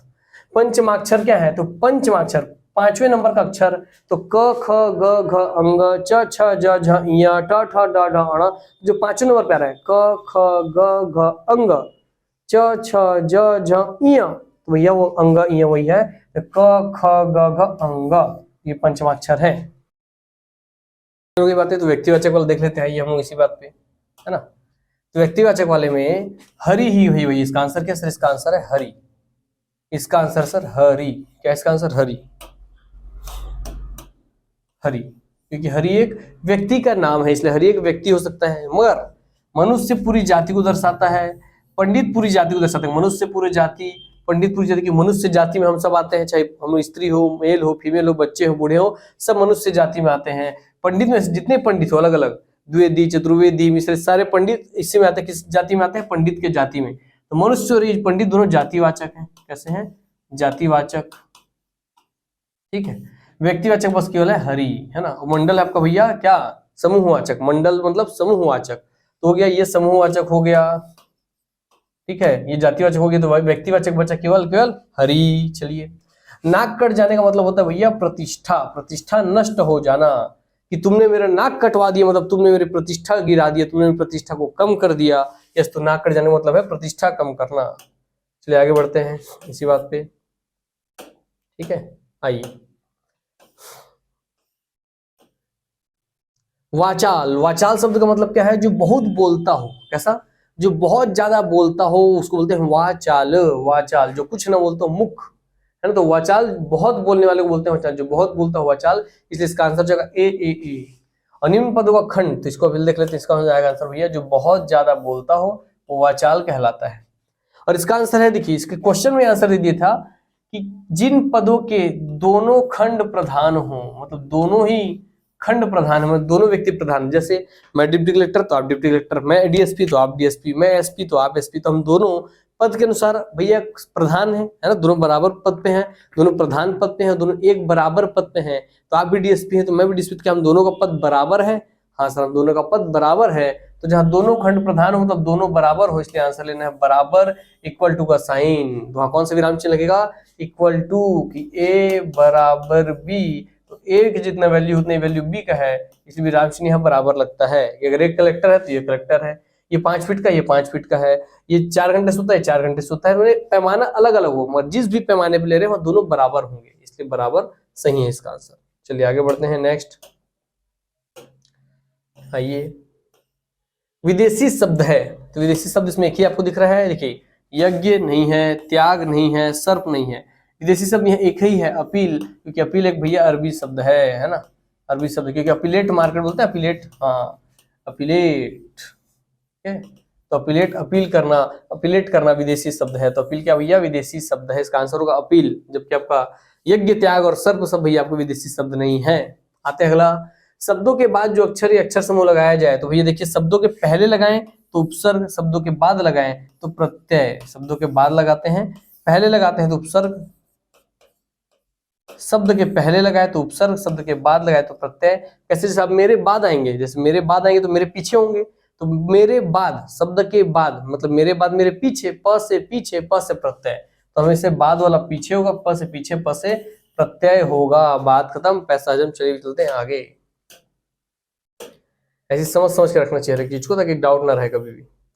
अब आते हैं इंग्लिश वाला हिस्सा। आगे आपका इंग्लिश भी बहुत आसान दिया हुआ था, मगर इंग्लिश में कुछ कुछ चीजों में आपके व्यापक थोड़ा दिमाग लगा दिया है, उस चक्कर में ये क्वेश्चन फंसेंगे, हटेंगे, या देखिए क्या आंसर लेता है तो उसको क्लियर हो पाएगा। चलिए देखना चालू करते हैं इंग्लिश का भी हम लोग, फटाफट देखेंगे। आइए देखिए, है ना। हाँ, जैसे आप देख रहे हैं 2 क्वेश्चन, पहले इसको देखते हैं। Choose the correct word from the following and fill the blank and complete the sentence. I need some blank products for my craft work. Craft work के लिए मतलब आपको कुछ क्राफ्ट करना है, कुछ बनाना है, मॉडल वगैरह बनाना है, तो उसके लिए आपको क्या चाहिए? पेन, पेंसिल, कागज, पुट्ठा, स्पार्कल वगैरह सजाने के लिए। यस, और ये सब चीजें कहाँ मिलती है? तो आपको हिंदी में तो पता है सारी सब चीजें मुझे मिलती है स्टेशनरी में। कहाँ मिलती है? स्टेशनरी में। स्टेशनरी। और मैं देख रहा था यूट्यूब में कुछ बड़े बड़े संस्थान भी हैं और वहाँ के कुछ टीचर्स भी हैं। एक बार क्रॉस चेक करना चाहिए, क्योंकि हमारे फर्ज की गलती सबसे होती है। मुझसे भी सब कुछ आंसर बताने में गलती है, और जो मुझे टीचर्स ने दिया है वो क्वेश्चन शायद गलत हो, मगर जो बेसिक चीज है, जो नॉर्मल चीज है, जिसको आप क्रॉस चेक करने से पता चल सकता है, वैसी चीज में गलती नहीं होनी चाहिए। जैसे स्टेशनरी में कई लोग, बहुत सारे बच्चे लोग मार करके आए हैं इसको, STATIONARY, ये गलत है दोस्तों। ये स्टेशनरी का उपयोग किया जाता है स्थिर चीजों के लिए और अलग अलग चीजों के लिए। इस वाले स्टेशनरी का उपयोग करते हैं, ARY वाले का प्रयोग करते हैं। स्टेशनरी जो आपके क्राफ्ट वर्क में काम आएगा, तो भैया जहाँ पेन मिले, पेपर मिले, कागज मिले, उसके लिए प्रयोग होता है stationery. ERY, stationery is the right answer. याद रखिएगा ये बात, ठीक है, याद रखिएगा स्टेशनरी। और आप लोग नहीं सर कुछ तो गड़बड़ है दया, सर आप गलत बता रहे, तो अभी आप जाकर के खुद ही गूगल में चेक कर लीजिए कि पेन पेपर का ग्रुप वाला स्टेशनरी का स्पेलिंग क्या है, बोलेंगे गूगल से बता देगा, ERY वाला है, ARY वाला नहीं है। या डिफरेंस देख लीजिए, difference between stationery and stationary, अब लिख के देखिए तो आपको आंसर मिल जाएगा, यही है। या क्राफ्ट वर्क के लिए सामान मिलेगा, पेन पेंसिल कागज पुट्ठा पेपर स्पार्कल वगैरह, yes.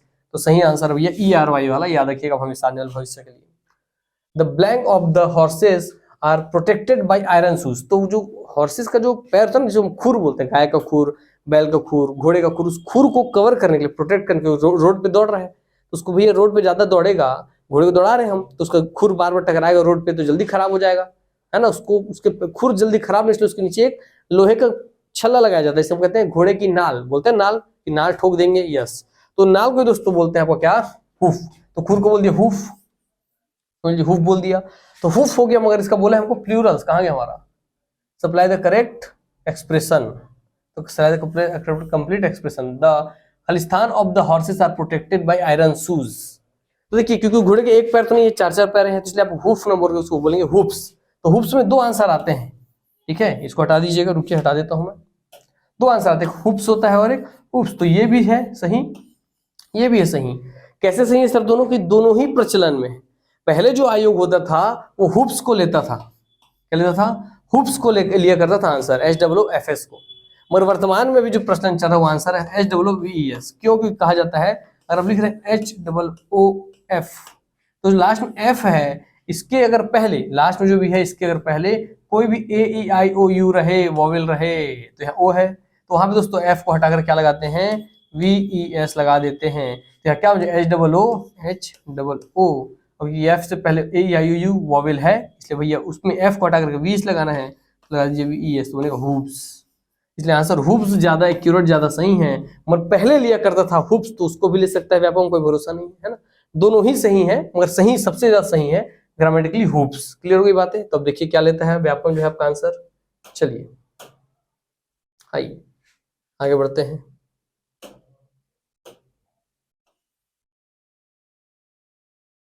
Which of the following is the grammatically unacceptable use of the present continuous tense? तो भैया सीधा है, I am knowing his address, ये गलत है, I know his address होता है, I know his address होता है, I know, knowing जबरदस्ती लगा दी है, ING को गलत, I know his address नहीं होता, तो यही भैया आपका जो कि गलत होगा। तो अनएक्सेप्टेबल है, ग्रामर की वजह से अनएक्सेप्टेबल है, तो ये वाला B is the right answer. यहाँ देख लेते हैं क्या दिया है आपको, आइए रुकिए, अगले वाले प्रश्न क्या दिया उसको देख लेते हैं। Read the given sentence, Miss Chaya will open a cake shop next week. Now which of the following expression gives the same meaning? ये क्वेश्चन पे विवाद है, क्या विवाद है आपको थोड़ा समझा देता हूँ, आइए। इंग्लिश का क्वेश्चन विवाद रहता है ये थोड़ा, आइए। इसमें कहने के हिसाब से तो ये ग्रामर के हिसाब से एग्जैक्ट बोलेंगे ना, तो miss Chhaya is going to open a cake shop next week, ये आंसर ले सकता है आयोग जो है। और दूसरा जो आंसर ले सकता है वो ले सकता है all of the above, all of the above ले सकता है।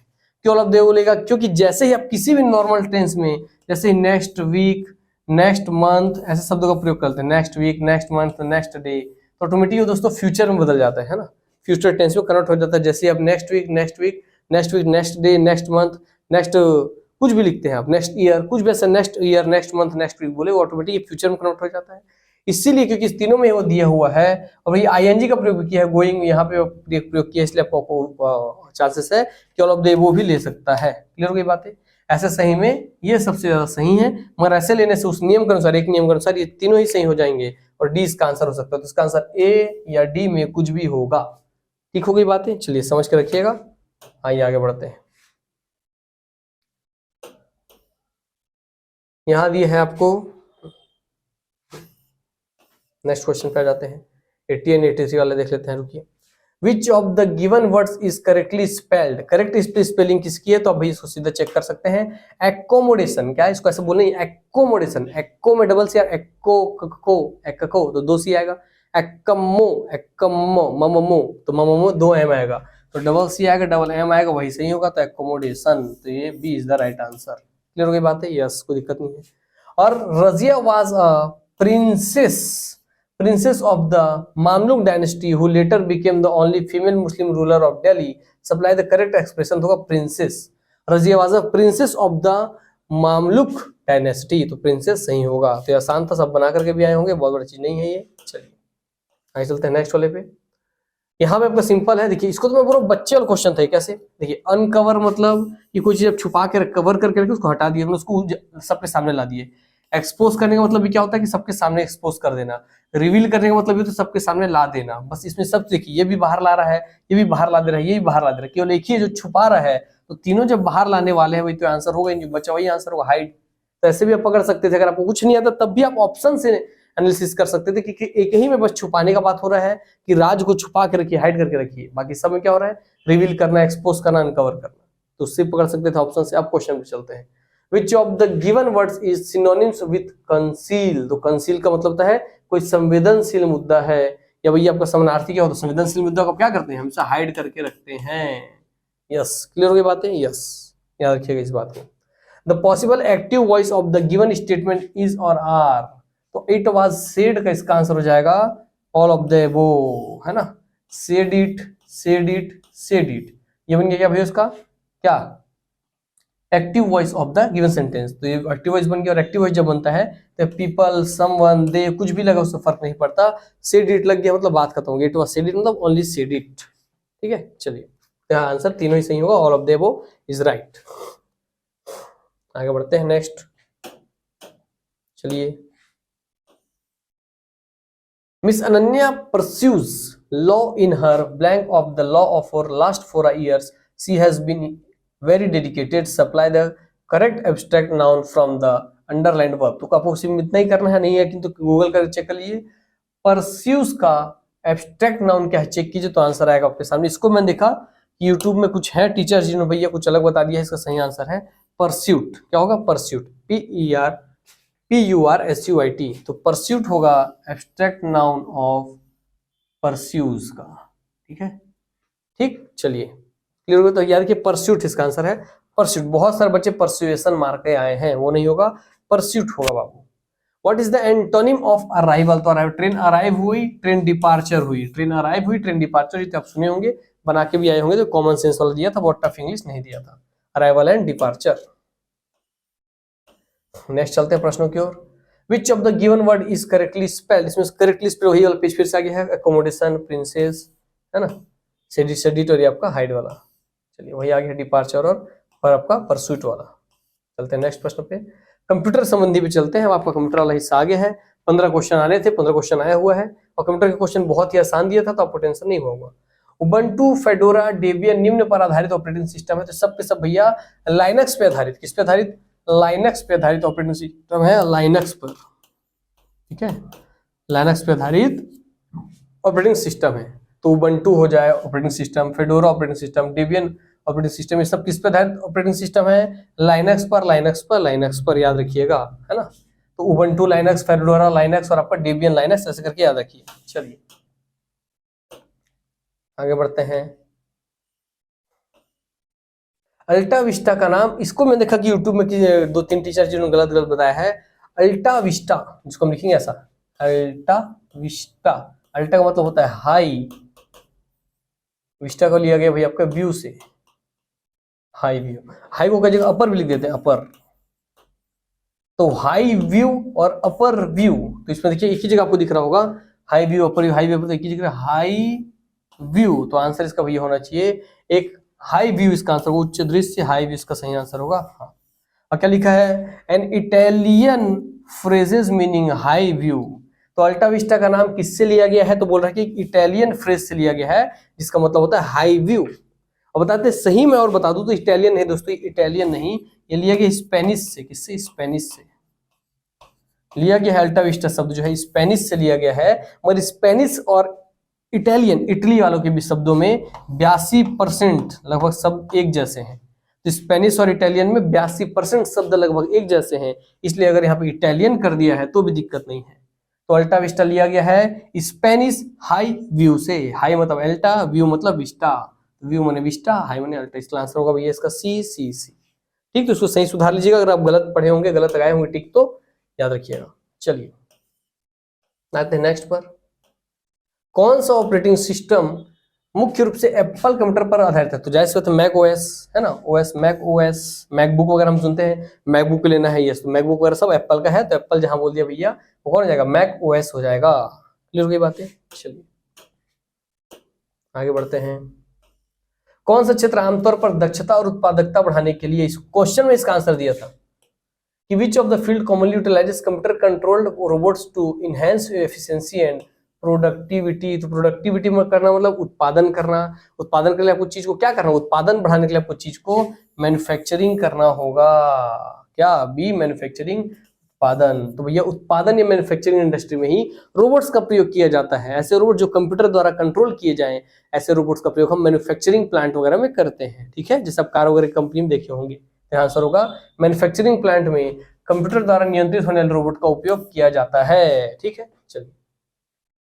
हालांकि ऑल ऑफ द एबव होता तो आजकल तो सब जगह में प्रयोग हो रहा है ना, मगर यहाँ ऑल ऑफ द एबव नहीं दिया था, इसलिए मैन्युफैक्चरिंग लेके चलेंगे, क्योंकि बोला कॉमनली यूज्ड है ना, याद रखना कॉमनली यूटिलाइजेस। ऐसे तो सब जगह आजकल रोबोट प्रयोग हो रहा है, खाना बनाने में, उत्पादन में, शिक्षण में, खेती में, मगर यहाँ कॉमनली बोला है तो सबसे ज्यादा उपयोग होता है आपके मैन्युफैक्चरिंग इंडस्ट्री में ही। आते हैं नेक्स्ट पे। मल्टीमीडिया संलेखन उपकरण का उद्देश्य क्या है? मल्टीमीडिया ऑथरिंग टूल्स का उद्देश्य क्या है? तो इसमें एक ही चीज आपको ध्यान रखना था, मल्टीमीडिया ऑथरिंग टूल बोल दिया तो मल्टीमीडिया ऑथरिंग टूल ऐसा टूल जो आपको मल्टीमीडिया क्रिएट करने का परमिशन दे। क्या? मल्टीमीडिया प्रोड्यूस करने का, क्रिएट करने का। तो आपको एक ही शब्द इसमें खोजना था आंसर में। यहाँ प्ले करने का बोल रहा है, यहाँ बोल रहा है प्ले करने का, यहाँ बोल रहा है क्रिएट करने का, यहाँ बोल रहा है स्टोर करने का, और यहाँ बोल रहा है कंप्रेस करने का। सिंपल सा है भैया, मल्टीमीडिया अगर टूल आप यूज कर रहे हैं, मल्टीमीडिया के अगर आप टूल यूज कर रहे हैं तो जैसे तब किसी न किसी चीज को क्रिएट ही कर रहे होंगे, फॉर्मेशन ही कर रहे होंगे, निर्माण ही कर रहे होंगे। तो आंसर होगा इसका to create multimedia content, multimedia सामग्री बनाने के लिए ही हम मल्टीमीडिया संलेखन का उपयोग करते हैं। ठीक, चलिए नेक्स्ट चलते हैं 91 पे।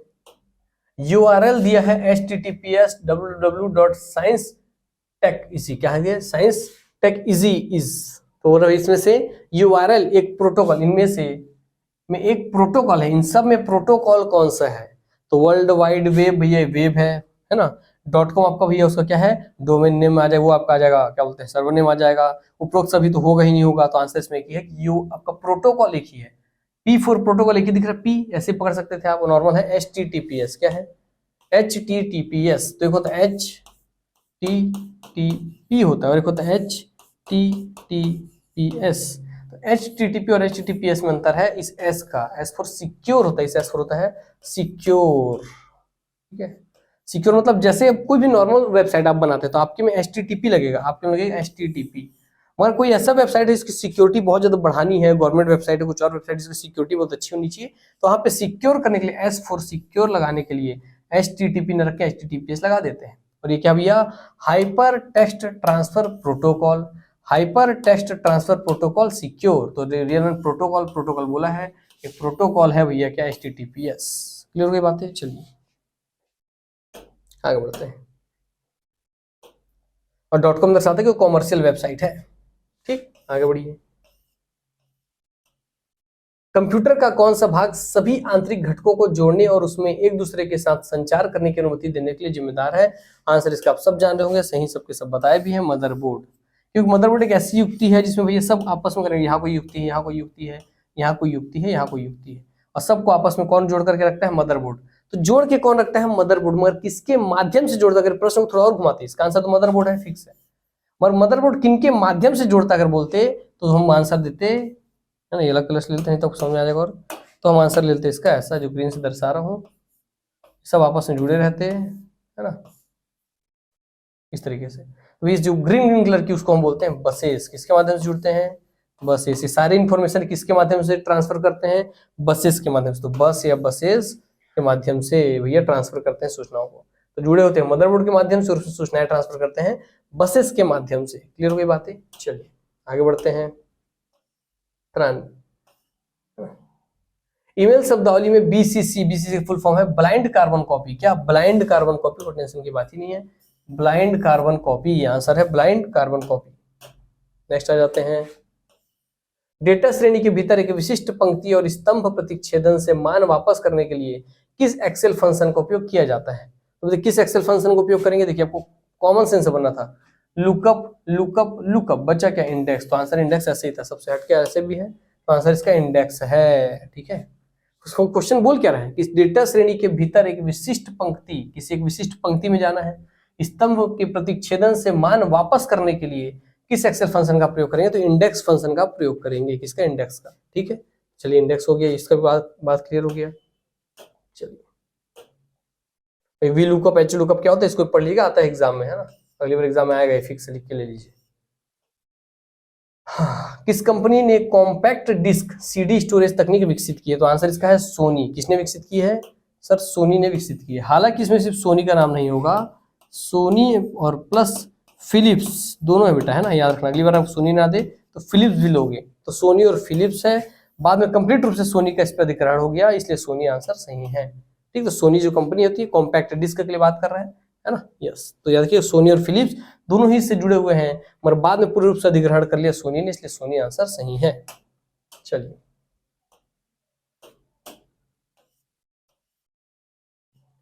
96 पावर पॉइंट में स्लाइड मास्टर प्रेजेंटेशन निर्माण प्रक्रिया में कौन सी अभिन्न भूमिका निभाता है? तो स्लाइड मास्टर क्या करता है? पावर पॉइंट में जो स्लाइड मास्टर है वो रियल में करता क्या है? तो अप्लाइंग इंडिविजुअल स्लाइड ट्रांजिशन, नहीं केवल एक पे अप्लाई करेगा क्या? नहीं। Designing intricate animation, defining the overall slide template and style. तो ओवरऑल जितने स्लाइड है उन सब पे भैया टेम्पलेट डिसाइड करते हैं, उन सबका स्टाइल डिसाइड करते हैं, इसलिए आंसर होगा सी। डिफाइन करता है ओवरऑल सभी स्लाइड के टेम्पलेट और स्टाइल को, इसलिए आंसर होगा इसका C. C is the right answer. C is the right answer. समग्र स्लाइड और टेम्पलेट की शैली को परिभाषित करता है कौन भैया? आपका स्लाइड मास्टर।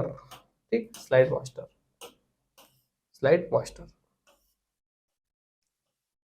लेजर प्रिंटर कागज पर चित्र और पाठ बनाने के लिए किस प्रकार की सामग्री का उपयोग करता है? तो जिस सामग्री का प्रयोग करता है वो ड्राई होता है, ड्राई। और ड्राई वाला जो उसका पाउडर होता है उसे कहते हैं हम टोनर। क्या कहते हैं? टोनर कहते हैं। क्या कहते हैं?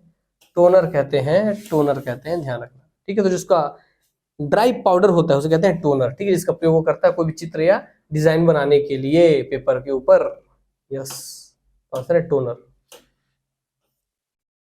नियमित एंटीवायरस सॉफ्टवेयर अपडेट का उद्देश्य क्या है? तो नियमित यानी कि आपको रेगुलरली नियमित रूप से कुछ इंटरवल में जब उसका अपडेट आए सॉफ्टवेयर आपके इसका एंटीवायरस का, आपको अपडेट कर लेना चाहिए। क्यों अपडेट कर लेना चाहिए? क्वेश्चन यही बोल रहा है कि नियमित रूप से आपको एंटीवायरस सॉफ्टवेयर को अपडेट करना चाहिए। क्यों? ताकि भैया अपडेट आता कब है?